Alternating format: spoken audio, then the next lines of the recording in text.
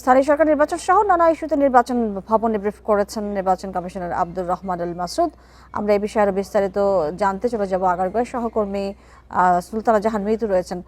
মিতু, জানাবেন যে রহমান আল মাসুদ যে ব্রিফ করেছেন সেই ব্রিফে তিনি কোন জায়গাটিকে গুরুত্ব দিয়েছেন এবং পাশাপাশি কি বলেছেন?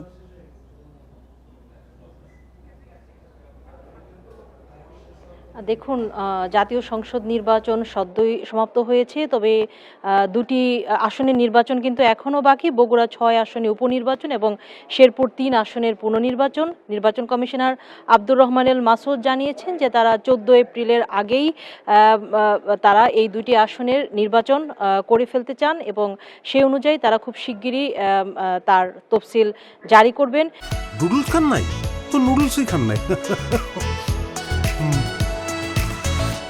একটি বিষয় এই নির্বাচন কমিশনার যেটি বলছেন, যেহেতু সামনে ঝড়ঝঞ্ঝার একটি সময় আসছে, তাই যতদিন আসলে আবহাওয়াটা অনুকূলে থাকে তার মধ্যেই তারা এই নির্বাচনটি করে ফেলতে চান। এছাড়া আপনি জানেন সামনে স্থানীয় সরকার নির্বাচন সহ বেশ কয়েকটি নির্বাচনের দায়িত্ব রয়েছে নির্বাচন কমিশনের উপরে, তাই সেগুলো আসলে কিভাবে হবে সেই বিষয়ে তার কাছে জানতে চাওয়া হয়েছিল। শুরুতেই যদি স্থানীয় সরকার নির্বাচনের কথা বলি, সেটি নির্দলীয় হবে নাকি দলীয় হবে সেই বিষয়ে সিদ্ধান্ত কিন্তু আসলে সংসদের উপরে বর্তায়। নির্বাচন কমিশন যেটি বলছে, সংসদ অধিবেশন বসলে আসলে সেই বিষয়টি পরিষ্কার হওয়া যাবে যে স্থানীয় সরকার নির্বাচন অর্থাৎ সিটি কর্পোরেশন সহ সকল স্থানীয় সরকার নির্বাচন দলীয় হচ্ছে নাকি নির্দলীয় হচ্ছে। আপনি জানেন যে অন্তর্বর্তী সরকার একটি অধ্যাদেশ জারির মাধ্যমে স্থানীয় সরকার নির্বাচনকে নির্দলীয় করার বিষয়টি করেছিল, তবে সেই অধ্যাদেশটি সংসদে পাশ হবে নাকি পূর্বের নিয়মেই আসলে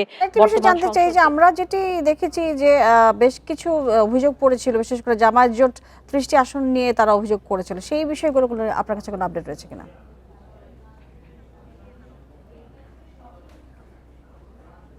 দেখুন, যে অভিযোগগুলো নির্বাচনী ট্রাইব্যুনালে আছে সেগুলো নির্দিষ্ট প্রক্রিয়া মেনেই সে অভিযোগের বিষয়ে নির্বাচন কমিশন ব্যবস্থা নিবে। তবে সবশেষ হালনাগাদ তথ্য কি সেটি কিন্তু নির্বাচন কমিশন এখনো জানায়নি গণমাধ্যমকে। আমি বলছিলাম দুইটি উপনির্বাচন এবং পুনর্নির্বাচনের কথা। এই দুটি আসনেও কিন্তু পোস্টাল ব্যালটে ভোট হবে এবং যারা ইতিমধ্যেই নিবন্ধন করেছিলেন এই দুটি আসনে ভোট দেওয়ার জন্য, তারাই আবার পুনরায় ভোট দিবেন। তাদেরকে পুনরায় পোস্টাল ব্যালট পাঠাবে নির্বাচন কমিশন।